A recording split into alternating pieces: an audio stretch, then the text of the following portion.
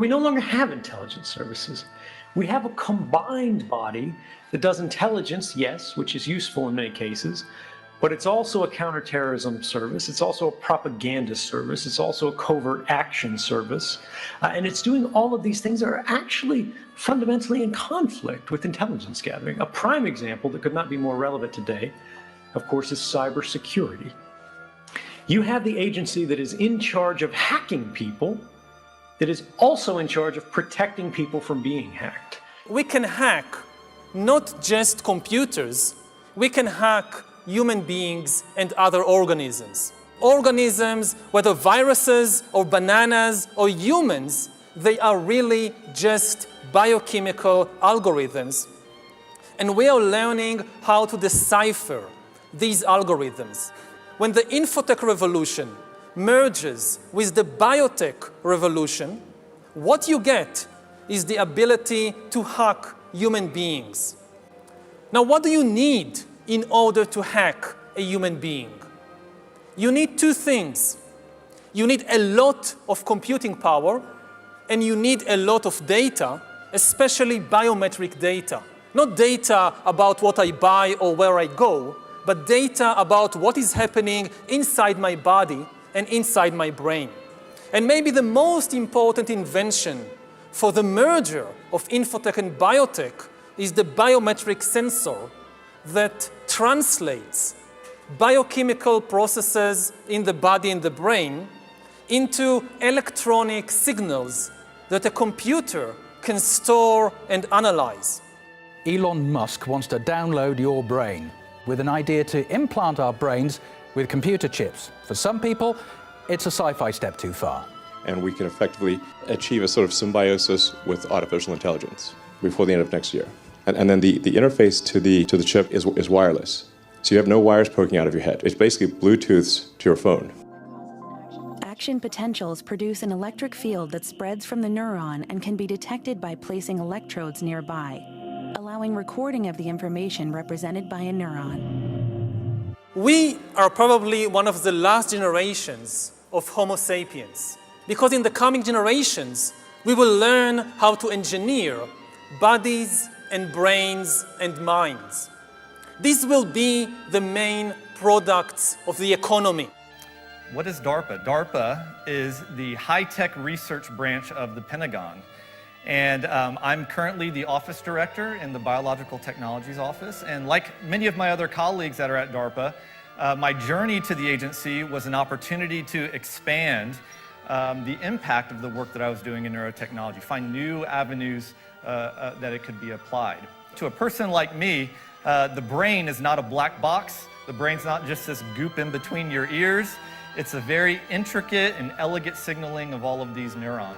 And what we've done at DARPA is develop the technology in order to sense these signals in real time, or even write signals into the brain. What we're here to talk about today is the fact that the brain is and will be the 21st century battlescape in many ways.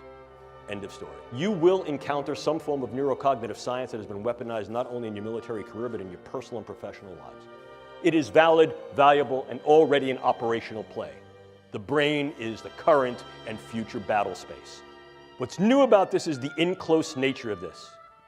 Increasingly, we're not seeing these things as weapons of mass destruction against gross aspects of the population. More specifically, perhaps, might be targeting individuals on a level that allows either direct attribution or covert engagement with non-attribution. Probably the one that you've heard about most recently, most contemporaneously in the literature, is the possibility to use some form of directed energy to affect physiology peripherally and also to affect the physiology and health of the brain. Case in point here, U.S. Embassy personnel in Havana and possibly in China. What does the badge signify? This is my Diplomatic Security Service badge. These are State Department and Commerce Department officials. Put your hands on your hips and close your eyes. And their stories are incredibly compelling. And their medical records are incredibly compelling. So tell me, how are you feeling right now? I'm not feeling well. Not at all. I'm nauseous, dizzy, I have a headache. My equilibrium is a bit off. Strong nausea and headache and dizziness. You have trouble retrieving words? I do. Yeah, significant trouble.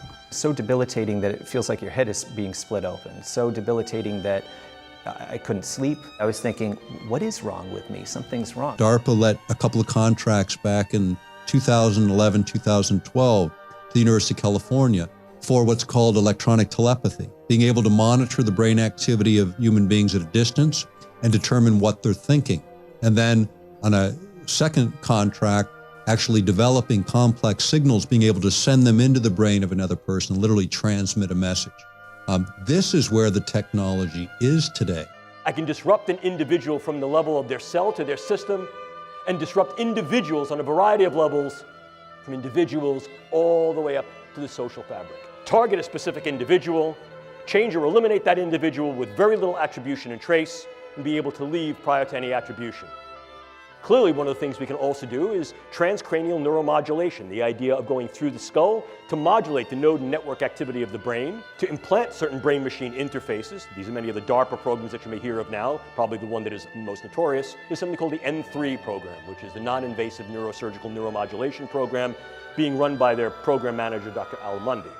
The idea here is to put minimal-sized electrodes in a network within a brain through only minimal intervention to be able to read and write into the brain function in real time, remotely. And by affecting the way that brain is built and the way it functions, influence in ways that are kinetic and non-kinetic the attitudes, beliefs, thoughts, emotions, activities. Look at the power that understanding, tools, and techniques of the brain sciences afford. Speaking of mind control, is that Facebook's next potential step? I mean, they seem to be getting into just about everything else. And that includes work around direct brain interfaces that are going to eventually one day let you communicate using only your mind. Social media giant Facebook is in the process of acquiring Control Labs, a neural interface startup, between $500 million to a reported $1 billion. The startup is known for its software, which enables users to control computer devices with their brain. We took the electrical activity of the brain directly, decode that electrical activity, and use that to directly control devices. That's the heart of a neural interface. Facebook is looking for more natural, intuitive ways to work with different devices and wants to build this kind of technology at scale. One of the newest developments is that nanoparticulate matter can be stabilized for distribution. If you're not aware of what nanoparticulate matter is, it's that matter which exists on a scale of 1 × 10⁹. Very, very small. Smaller than a cell. And we can manufacture materials that have discrete properties that can be controlled by virtue of bioengineering and their physical chemistry. To auto-aggregate, to be able to aggregate in particular areas based upon their biological and or chemical sensitivity. But now we go one step further. Most recently, just a few weeks ago, it was announced that you could then aerosolize nanomaterials. And go one step further, I can create small robotic units, controllable robotic units at the nanoscale, and that these too can be aerosolized to create a nanoswarm of biopenetrable materials that you cannot see, that can penetrate all but the most robust biochemical filters, that are able to integrate themselves through a variety of membranes, mucous membranes, and wherever, mouth, nose, ears, eyes, can be then uptaken into the vascular system to create clumping, can affect the vascular system of the brain, or can directly diffuse into the brain space, and these can be weaponized. I'm going to show you some software that I wrote. I'm going to show you some of the parameters I experiment with. The learning rate obviously can cause learning disabilities. This is a genetic factor. It can be altered in many different ways. Forgetfulness, we can create dementia, Alzheimer's, and other neurological problems. Pleasure causes runaway reward process, such as addictions and other things. And I want to talk a little bit about pain and fear. Schizophrenia, very easy to create. You can do one technique called an information overload, and that is training it with too much data with too few neurons. Or you can add this other parameter, external energy or external noise.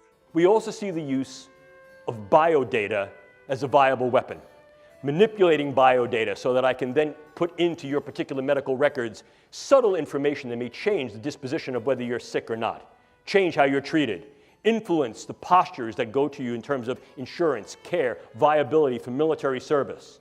By altering that information, by changing those data, by purloining those data, I essentially change the you of you. And I can do that in very subtle and insidious ways. Furthermore, I can do that on a variety of different levels that can affect key individuals so that in fact your medical record changes to thereby render you incapable or at least invalid to be able to serve in a way you're serving. Or I can do that on a much larger scale, groups, populations. And if I change those data, I change the way you're being regarded and treated. And I can do that in one of two ways. I can do it in such a way that you're going to be regarded in a negative sense, or I can do that in such a way that I'm going to treat you incorrectly. If I say, for example, you have a particular allergy or you have a particular disorder, you will be treated for that, and that could then harm your health and your stability in both a short wars approach as well as a long wars approach. Today, data is the most important asset in the world. Those who control the data control the future not just of humanity, but the future of life itself. The IBM cloud, the Microsoft cloud, these are the new driving forces of evolution. You will not be able to hide from Amazon and Alibaba and the secret police. Will neural enhancement be considered a personal choice like laser eye surgery or even braces? Will there be a huge disconnect between the neural enhanced haves and the have-nots?